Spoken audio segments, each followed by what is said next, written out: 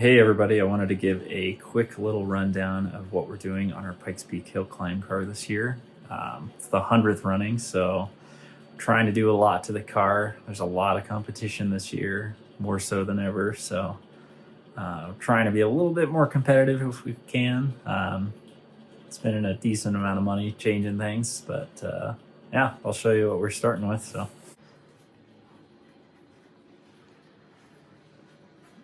All right, so you'll see we've cut out a massive hole inside this car. And that's for two reasons. We're swapping our 5-speed ZF manual transmission out for the 7-speed DCT transmission from some of the newer BMWs. Then we've also, with that, because we were basically going to have to cut out some of the firewall anyways, we decided to try to push the motor back about as far as we could. And I think we've got it about 10 inches back from the stock position. It's not 100% mounted in there. It's just we're kind of mocking it up and figuring out exactly where everything's going to rest and make sure our angles and alignment and everything is okay. But we've got a pretty good idea that it's going to be able to sit in here okay like that. Let's go back to this transmission. So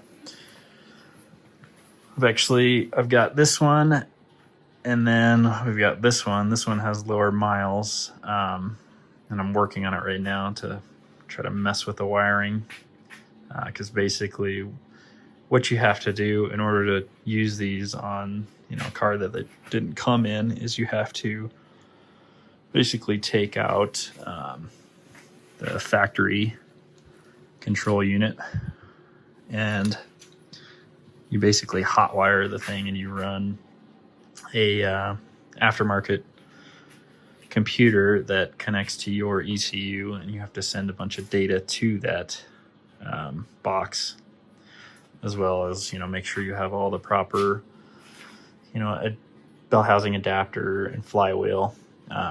It's got a strange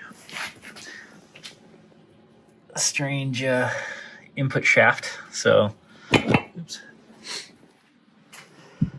And it's definitely a lot larger. This is 100, and I think with fluid it was about 185 pounds, whereas the transmissions that we're swapping from are about, give or take, 85 pounds. But the main disadvantage is these things just can't take the power for very long, or long at all. We blew up 3 of these things last year alone. So we wanted to try to change to something that was a little bit more reliable, and B, hopefully shift a little bit quicker.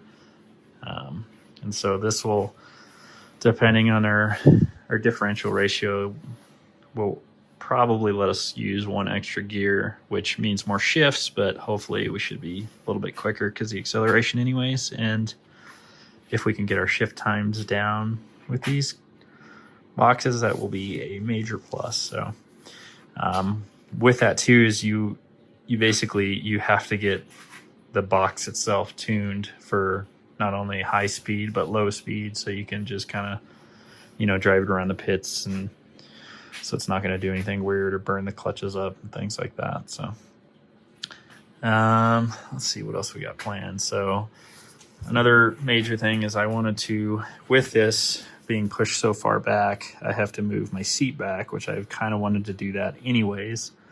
When I originally built the cage, I built it to where the steering column, the stock steering column, basically ended and felt good for the angle.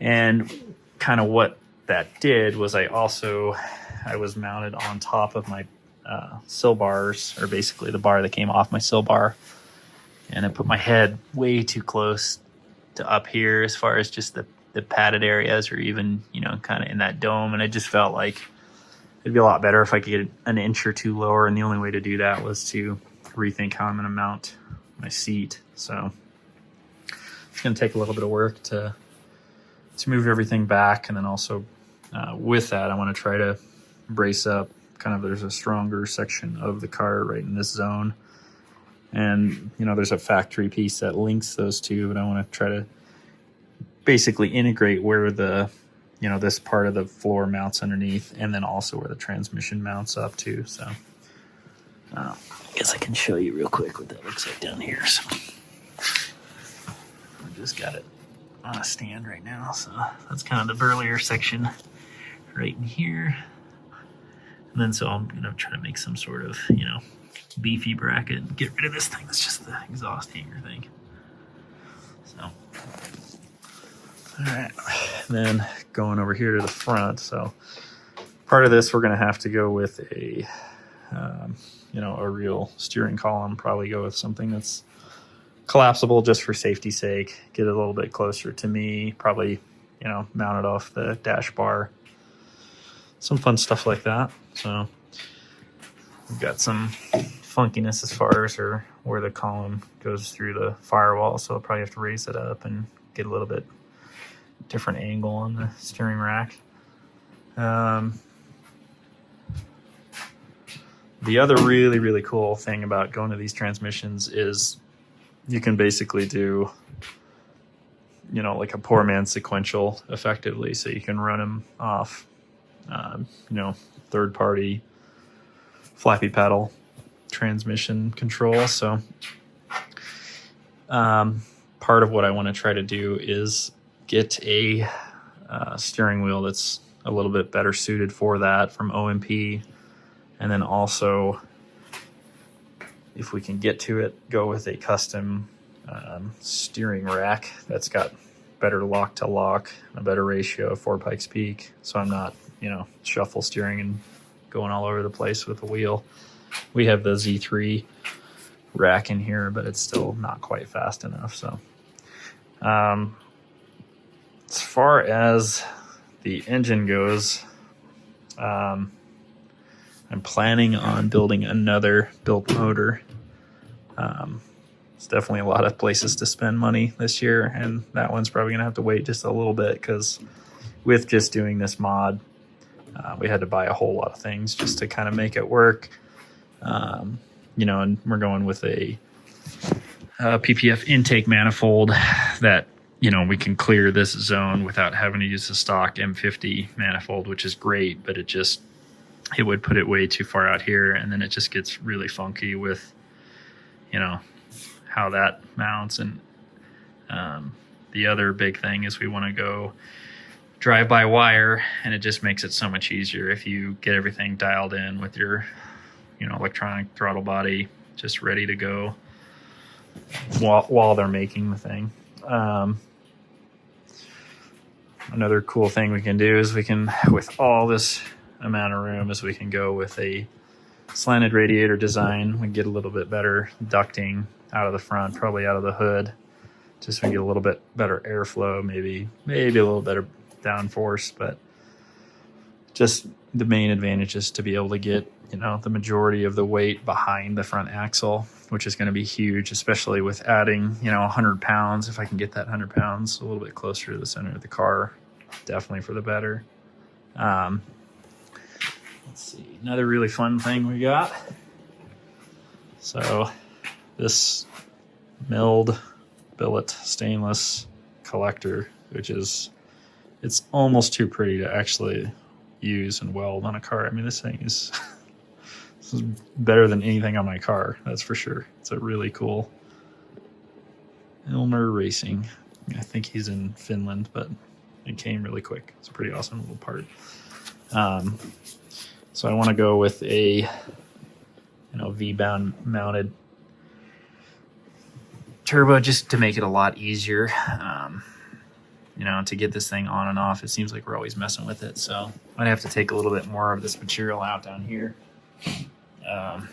Figure out exactly where everything's going to live and how we're going to route the exhaust and how much room we need for the exhaust manifold, things like that. But still have a lot of the structure, which is nice. I might have to chop into this a little bit and then box it down here. So got a lot of things to think about how we get to this last spark plug. I think I'm going to go through this for access, if we can pull the valve cover, things like that. So it might Some of the smaller things might take a little bit more effort with this, but I think we've got a pretty good plan of how I'm going to do the firewall. Just the trickiest thing, I think, is how we run the exhaust, and the easiest thing I can think of right now is to come through this zone and then come through this part of the cage and out the door. It's just going to be, obviously the heat. I have to wrap it and find some way to insulate it just so it's not crazy. Either that or maybe go straight down and out of the car or something. But I'm going to try to stay away from the transmission just so we don't, worry about cooling problems and things like that. So another thing I want to try to do is add a piece of DOM from kind of near where our column will mount up, diagonally down here towards our this node down here, just for safety's sake, in case there's a bad crash going forward. At least stop the engine at least on that bar, or at least slow it down, because it'll go into compression a lot quicker. And also try to build up our tunnel and firewall kind of as beefy as we can. Do some maybe bracing and gusseting in here. We'll have to find a way to block this part out, and then also maybe see if we can find a way to give ourselves access back here in case we ever need it. And then eventually I'd like to, after getting all that done, if there's time, I want to try to do a little bit better repair on our 2013 crash damage on both sides. Kind of doesn't look great. I'm not really worried about the strength part of it, but it'd be nice just to kind of repair it. And we might have to mess around with our some of the zone anyways, because we're going with those 18-inch wheels. Not sure how that's going to affect our clearance and everything, especially with all the bumps. And speaking of the bumps, another big ticket item on this year is to do a overall suspension upgrade. So we want to go with motion control suspension, the MCS 4-ways, probably switch to a E36 M3 setup. So E36 M3 spindles and complementing control arms. Probably get, depending on how I might go an inch lower too. If needed, go with the Bimmerworld's lowering control arm. Basically, that has a spherical bearing on the outer control, or outer ball. Instead of an outer ball joint, it's a spherical bearing. It's going to be a little bit of a process getting our brakes remounted. I'll have to probably have a caliper bracket made. Yeah, would like to go with that custom steering rack ratio too for the flappy paddle shifting, just to make it so your hands can stay on the wheel the whole time. It's just another cost. So basically I just have a mock oil pan on there. It's super dirty, but went back to an E36 style pan for now. Have to see how that dipstick works, but I mean, I'd love to go dry sump. It's just kind of cost prohibitive at the moment with all the other stuff we're doing. So we'll see if maybe we can get to it. But I think with all these mods, we'll be going to 18 by 9.5 on the front, and then 18 by 11-inch wheels in the rear, and Yokohama slicks. That should. There's our old tunnel. So still stock E30 trailing arms. There's definitely a lot of potential for upgrades back here since we moved to a different class. We'll see whether or not we can get to anything. There's a couple ideas of going to spherical bearings back here, or Heim joints, or just something better. Ideally, a better geometry altogether would be the ticket. It's I just don't know if I started early enough to do any of that, especially with trying to do something like this. So I don't know. I hope you guys enjoy. That's pretty much the rundown of what we got going on this year for the most part. So all right, thanks.